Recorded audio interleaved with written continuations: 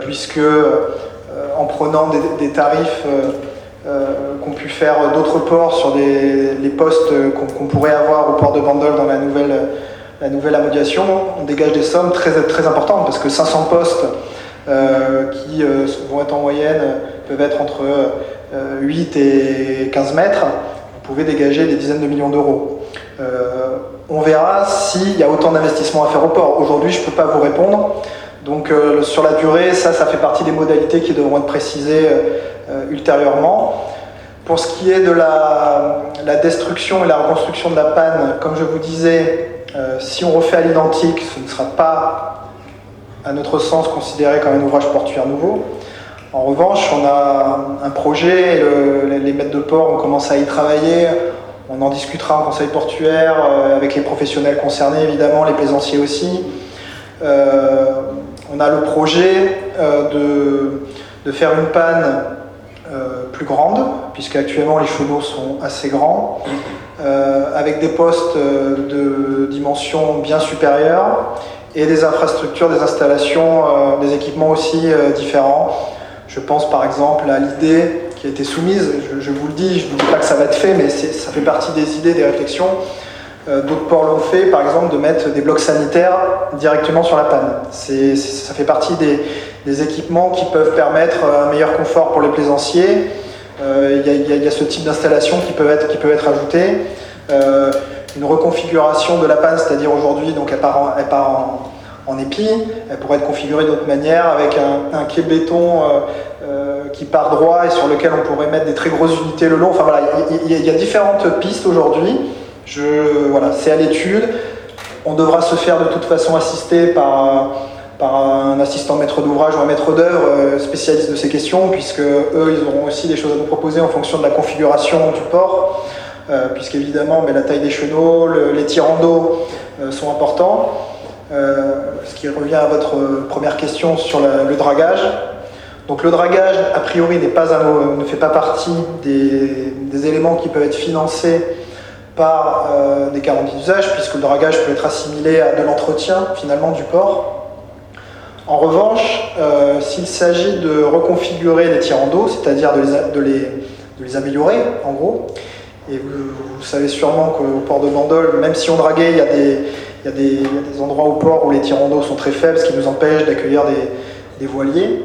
On pourrait peut-être rentrer dans ce cadre si on décide d'améliorer les tirants d'eau d'un mètre 50 sur certaines parties du port. Voilà. D'accord.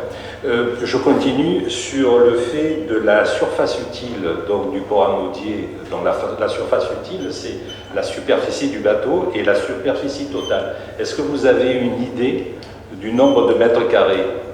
Parce que ce qui est intéressant, c'est de faire le ratio entre, donc d'une part, le montant des travaux par rapport au mètre carré. Donc ça nous donnerait une valeur donc, linéaire des travaux. Évidemment, à mon avis, il faut raisonner dans le sens inverse, c'est-à-dire qu'il faut d'abord définir quel est le montant des travaux. Vous n'avez pas une estimation?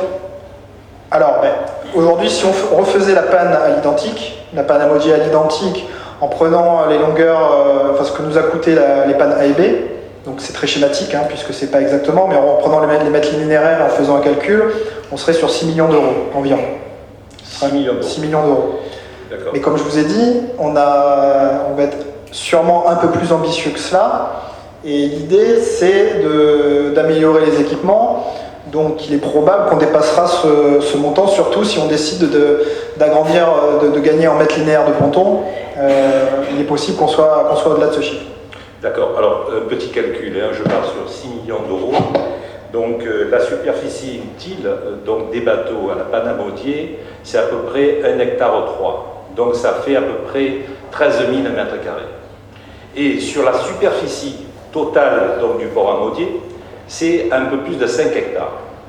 Donc, si vous faites le ratio entre les 6 millions d'euros par rapport aux 13 000 mètres carrés, vous êtes à 462 € le mètre carré. Voilà, je vous ai fait le calcul. Oui, mais alors je pense que c'est un calcul qui est un peu schématique, puisque quand on parle d'ouvrage portuaire nouveau est au pluriel. Donc c'est pas le poste qui est vendu qui finance 3 mètres de ponton qui sont devant son poste. C'est pas comme ça que... On n'est pas sur des montants des travaux, hein, donc c'est une hypothèse. Non, mais on vous parlait tout à l'heure que les quais devaient être faits. Devant les quais, il n'y aura pas de garantie d'usage. Sur toute la longueur du carrousel jusqu'au stade, quasiment, bon, il faudra faire les diagnostics, mais on sait qu'il y a quand même une grande partie qui devra être faite. Là, il n'y a pas de garantie d'usage, et pourtant, ce sont bien des garanties d'usage qui devront financer cette partie. Donc le calcul que vous faites, je crains qu'il ne soit pas applicable. Là, écoutez, on verra ça dans le détail plus tard. En complément aussi à ce que dit M. Rocheteau, il y a aussi la protection du port, proprement dite. Il y a une partie qui a été faite, on ne va pas revenir dessus, ce qu'on appelle la grande jetée, mais la contre-jetée, la petite jetée qui est attelante à la capitainerie, cette jetée est facilement submersible.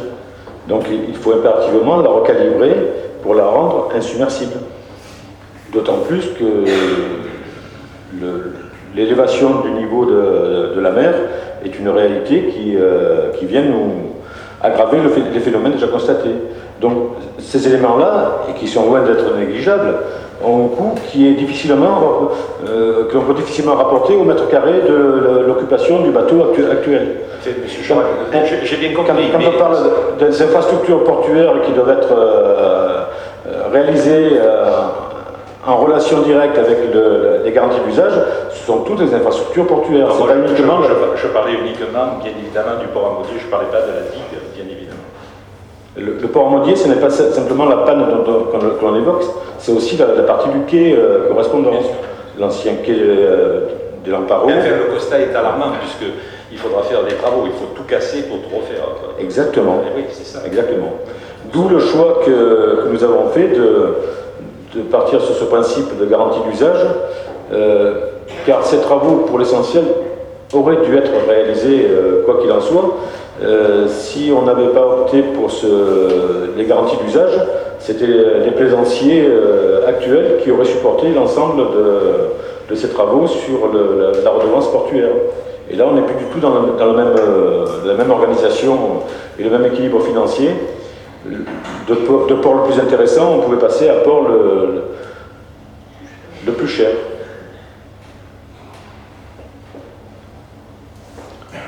Pour en revenir au dragage, j'insiste sur le fait que, c'est ce qu'a dit M. Rocheteau, mais on se dirige, je l'espère, vers une reconfiguration avec une amélioration des tirants d'eau qui permettra de faire rentrer le dragage dans les ouvrages complets à niveau.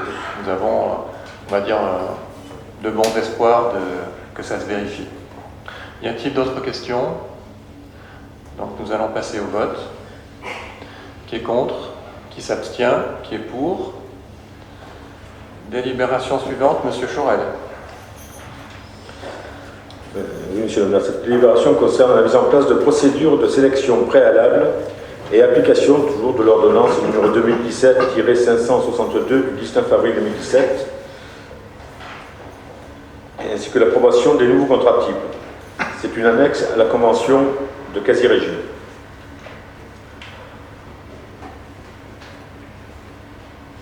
Donc,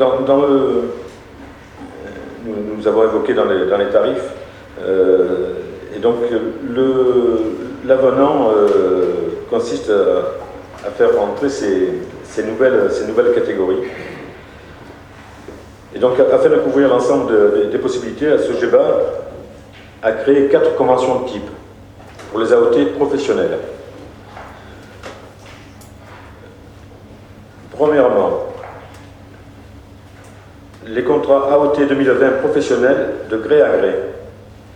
Pour les AOT concernant les activités des professionnels hors navire de commerce ayant fait l'objet des exceptions prévues à l'ordonnance numéro 2017-562. Les contrats AOT 2020 professionnels, sélection préalable. Pour les AOT concernant les activités des professionnels hors navire de commerce ayant fait l'objet d'une procédure de sélection préalable. Ce dernier contrat prévoit notamment le fait de prendre en compte la redevance annuelle offerte par le candidat si celle-ci est supérieure à celle fixée par le conseil municipal et prévoit également les conditions de révision au cours de l'AOT accordée. Deuxièmement, concernant les navires de commerce, Contrat AOT 2020, navire de commerce gré à gré. Pour les AOT concernant les activités navires de commerce ayant fait l'objet d'une des exceptions prévues à l'ordonnance. Ce contrat prévoit notamment la décomposition du tarif, intégrant la redevance annuelle d'occupation et la redevance par passager, ainsi que les contrats AOT 2020 navires de commerce sélection préalable pour les AOT concernant les activités professionnelles. Là, il y a une sorte une coquille. Ce n'est pas hors navire de commerce. Vous l'aurez corrigé de vous-même. Ayant fait l'objet donc d'une procédure de sélection préalable.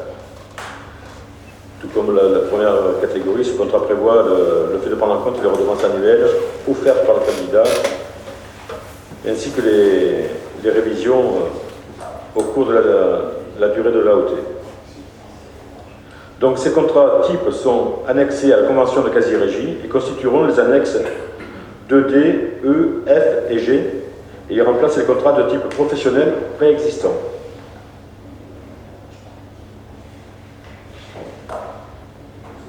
Merci. Merci Monsieur Chorel. Monsieur Rocheteau. Oui, monsieur le maire. Effectivement, la genèse de cette mise en place de procédure de sélection préalable, c'est l'ordonnance de 2017 qui s'applique au port de plaisance, mais qui s'applique aussi à la commune, hein, tout simplement.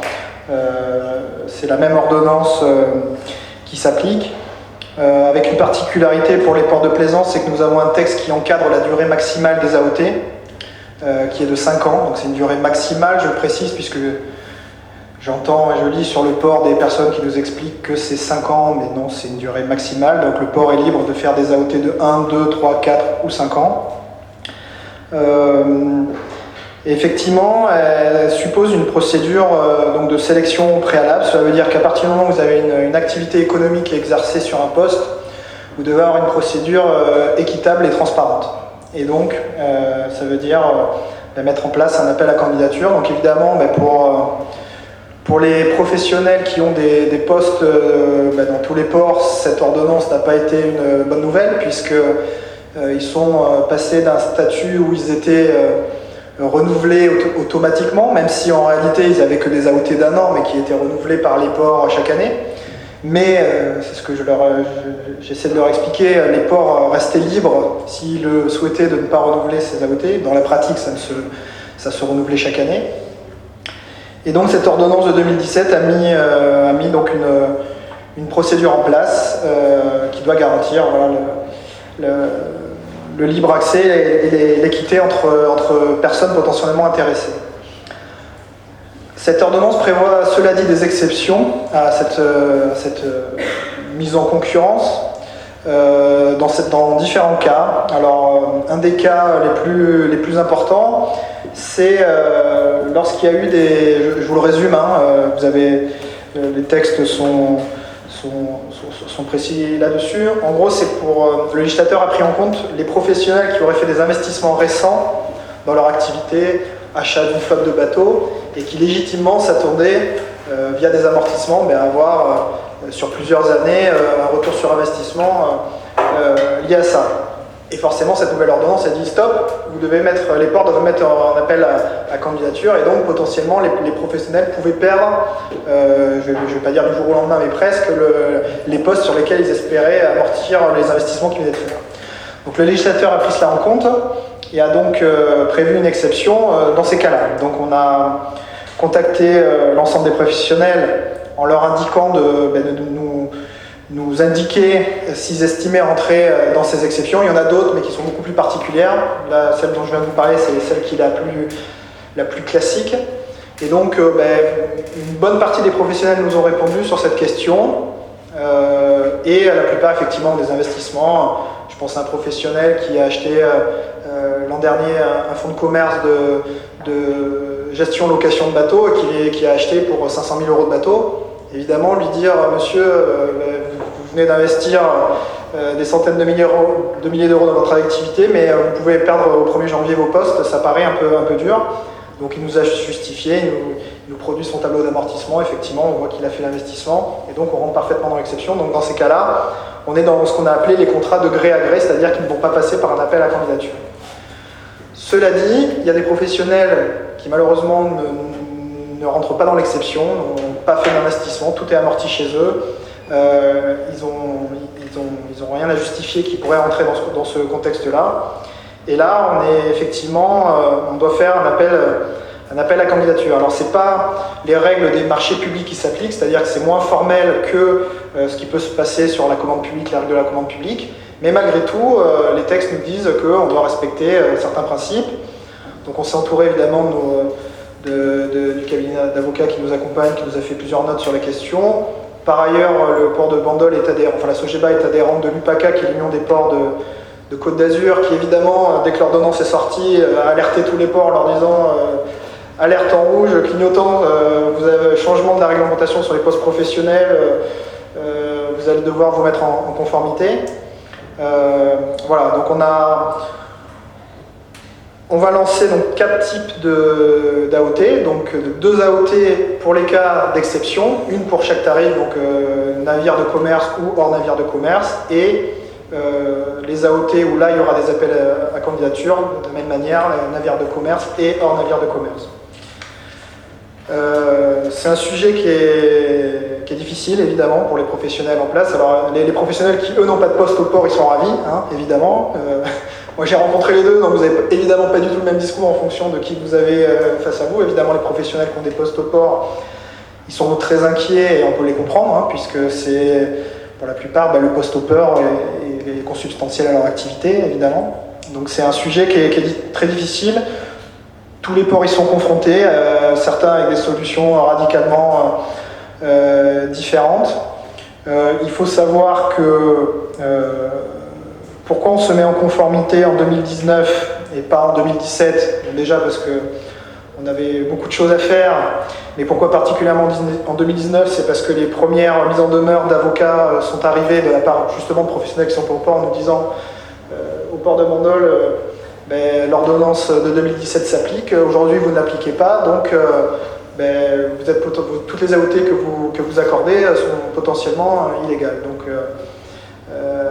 c'est aussi la raison pour laquelle on se met en conformité assez rapidement. Il y a plusieurs ports qui ont fait le pari de ne pas bouger tant qu'ils n'étaient pas embêtés juridiquement. Bon, c'est une manière de voir les choses, mais qui, du point de vue légal, ne tiendra pas éternellement, puisque vous vous doutez bien que les postes professionnels sur la Côte d'Azur, et en particulier dans notre secteur, sont très prisés, très convoités, évidemment. Les professionnels qui ont envie d'entrer au port vont tous rapidement invoquer cette ordonnance. Voilà ce que je pouvais dire sur la question. Merci beaucoup. Alors, ce qu'il faut savoir, c'est que c'est une période transitoire, on va dire, puisque la situation, si la loi ne change pas, s'il n'y a pas d'ordonnance différente, les justificatifs qui sont apportés aujourd'hui seront beaucoup plus difficiles à apporter dans 5 ans, qui est la période maximale. Oui, en fait, c'est même pas difficile, c'est que ce ne sera pas possible, puisque comme je vous expliquais, l'exception de l'investissement prévu pour le législateur ne vaut qu'une fois, puisque, comme je disais, c'est une mesure transitoire pour faire la bascule entre l'ancienne réglementation et la nouvelle. Voilà, c'est en bout du dénouement des conditions contractuelles. Donc, les professionnels, je leur ai aussi informé que les AOT qui leur sont accordées dans le cadre de cette exception ne pourront pas être reconduites en 2025 lorsque leur AOT de 5 ans expirera. Donc peut-être que d'ici là, le législateur aura bougé sur la question, puisque ça fait quand même pas mal de remous, cette ordonnance, dans le milieu du nautisme. La Fédération française des ports de plaisance essaie d'agir au niveau du législateur pour leur expliquer que c'est très compliqué pour des entreprises d'avoir un retour sur investissement sur 5 ans lorsque vous investissez des centaines de milliers d'euros dans un bateau. L'amortissement, il ne se fait pas sur 5 ans, il se fait sur une durée beaucoup plus longue. Et il se trouve que pour les ports de plaisance, on est limité sur les AOT à 5 ans, ce qui n'est pas le cas de la commune, qui, elle, pour le coup, peut délivrer des AOT plus longues. Voilà. Donc on va lancer, malgré tout, plusieurs appels à candidature, vraisemblablement dès demain. Donc pas sur l'intégralité des postes du port, puisque comme je vous disais, la plupart des postes professionnels sont rentrés dans l'exception, mais il y a quelques postes qui n'y sont pas rentrés.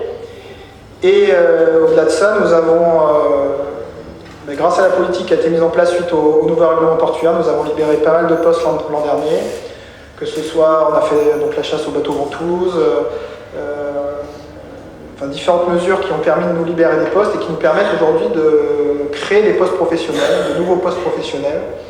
Donc il va y avoir 4-5 postes sur différentes activités et surtout nous allons créer une zone catamaran pour une activité professionnelle catamaran, une zone très conséquente puisqu'elle va faire 1200 m² à l'entrée du port, qui va permettre d'accueillir des grosses unités en 5 unités de 15 mètres. Donc c'est quelque chose qui, on pense, va valoriser le port de manière très importante puisque ce sont quand même ça va être de très belles unités.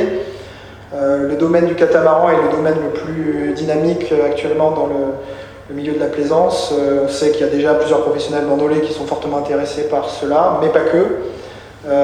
Et voilà, ça va être une nouvelle activité pour le port de Bandol qui, je pense, va valoriser, va nous attirer aussi une clientèle de qualité.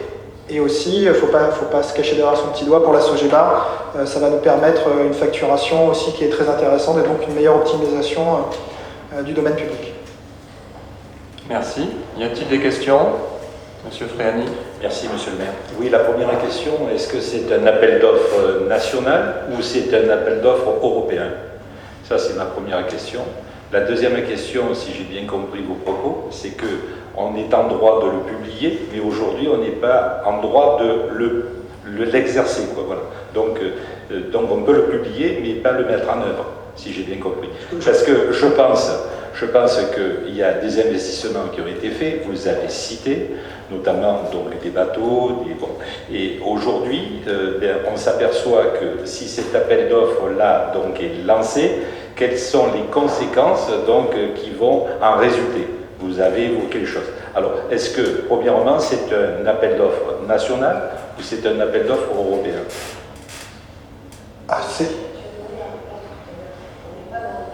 Oui, on n'est pas sur le... C'est une question. On n'est pas sur le domaine des marchés publics. On ne peut pas faire l'analogie par rapport au marché public. On est en dehors du marché public. C'est pas le code des marchés publics qui encadre cette procédure. On reste sur le code, notamment le code des transports maritimes. Et donc on n'est pas du tout dans le cadre des marchés publics. Donc la procédure est beaucoup moins formalisée que ce qu'on peut connaître dans le cadre des marchés publics. Elle existe, donc il y a des principes. Aujourd'hui, on a très peu de recul, c'est aussi pour ça que c'est compliqué pour les ports. C'est que la disposition elle date de 2017, donc il n'y a aucune jurisprudence sur la question. Donc sur les critères de choix, quels sont les critères de choix à appliquer, il n'y a aucune jurisprudence. La procédure, quelle doit-elle, on ne le sait pas. Ce qu'on sait, c'est qu'elle doit garantir un libre accès au domaine public des professionnels et garantir l'équité et la transparence. Voilà, on est limité là-dessus. Première question, je me souviens plus ce que c'était. La publicité. Ah, c'était la publicité. Voilà. Y a-t-il d'autres questions? Donc, on va passer au vote. Qui est contre? Qui s'abstient? Qui est pour? Délibération suivante, Monsieur Choreil. Cette délibération est relative à un avenant numéro 2 à la convention de quasi-régie. Cette convention de quasi-régie étant désormais effective depuis presque 3 ans, la pratique a révélé plusieurs points qui doivent faire l'objet d'adaptation afin d'assurer au mieux la gestion du port et de faire en sorte que la convention corresponde en tout point tant à la réalité du service fourni qu'au texte en vigueur. Ainsi, dans un effort d'efficacité du service public, plusieurs modifications légères qui concernent plus précisément, donc il y a 9 points. Le premier concerne les horaires d'ouverture de l'accueil de la capitainerie. C'est simplement la mise à jour qui est conforme à ce qui se pratique aujourd'hui. L'édition du journal de port. Le journal de port était prévu dans la quasi-régie, mais il s'avère qu'aujourd'hui, avec les moyens de communication nouveaux, ce journal ne s'impose plus, c'est le journal version papier. Les réunions de sécurité, Monsieur Rocheteau vous en dira plus tout à l'heure sur ces réunions. Les modalités de consultation de la liste d'attente, qui n'étaient pas clairement définies et qui pouvaient interpeller certains qui sont dans l'expectative. La date de présentation de l'assurance par les usagers. La modification de l'indice de révision des tarifs, puisque, comme on l'avait évoqué dans une délibération précédente, il y a bien une révision des tarifs qui est prévue via un indice, bien que depuis 5 ans, il n'y ait pas eu de révision appliquée. Les tarifs spéciaux, qui concernent certaines animations. La validation préalable des recrutements, donc les recrutements, ce sont les recrutements en ressources humaines de la SOGEBA, ainsi que la composition des instances et leur durée de désignation. Merci. Je pense que c'est assez précis. Un complément? Oui, ce sont des modifications qui sont quand même très à la marge, effectivement. Peut-être juste pour préciser que concernant la consultation de la liste d'attente, on a précisé que c'était une consultation de liste d'attente anonymisée, puisque on a des décisions de la CADA sur la question qui précisent que donc les listes d'attente doivent être anonymisées, ce qui ne veut pas dire que ça ne permet pas de vérifier son positionnement et l'évolution de sa position sur les listes d'attente, puisque nous publions, je vous invite à la consulter, nous avons ouvert une page de transparence sur le site du port où nous publions les listes d'attente des 4 dernières années. Et les plaisanciers, lorsqu'ils s'inscrivent sur les listes d'attente, ils ont un numéro d'ordre général, qui est en fait un numéro de dossier, qui leur permet donc de voir où ils se positionnent par rapport à d'autres numéros de dossier, donc de vérifier qu'il n'y a pas de numéro de dossier qui leur passe devant d'une année sur l'autre. Donc ça leur permet, tout en sans que les noms figurent sur la liste d'attente, de vérifier que la liste d'attente fonctionne normalement. Merci. Y a-t-il des questions? On passe au vote. Qui est contre? Qui s'abstient? Qui est pour? Délibération suivante, Madame Bourron. Oui, merci Monsieur le maire. Comme chaque année, nous nous proposons de répondre favorablement aux sollicitations des établissements scolaires privés sous contrat qui nous sollicitent pour participer aux frais de fonctionnement. Donc nous proposons à l'Assemblée d'approuver le principe de cette participation et de fixer le montant à 144 € par élève pour l'année scolaire en cours. Y a-t-il des questions? Qui est contre? Qui s'abstient? Qui est pour? Délibération suivante, Madame Bourron. Donc les élèves bandolés ont la chance de pouvoir participer à des activités aquatiques à la piscine de Sanary. Et donc il est proposé à l'Assemblée d'approuver le principe de cette activité d'enseignement et son financement. Vous avez les sommes correspondantes au-dessus. La commune de Sanary a fixé à hauteur de 197,25 € pour chaque séance de 3 quarts d'heure pour l'année scolaire en cours. Qui est contre? Qui s'abstient? Qui est pour? Toujours Madame Bourron. Là, il est question des frais de scolarisation des élèves des communes voisines qui viennent donc fréquenter les écoles bandolaises. Et il est proposé à l'Assemblée d'approuver le montant de 882 € par enfant. Merci. Qui est contre? Qui s'abstient? Qui est pour? Alors, la délibération suivante, c'est une décision modificative concernant le budget principal. Il faut ouvrir des crédits pour une dépense qui n'a pas été prévue. Donc, il est proposé de voter l'ouverture de 10 000 € de crédit. Y a-t-il des questions? Qui est contre? Qui s'abstient? Qui est pour? Délibération suivante, c'est aussi une décision modificative qui concerne le budget annexe des parkings, là, le montant est de 18 000 euros. Qui est contre? Qui s'abstient? Qui est pour? Je vous remercie.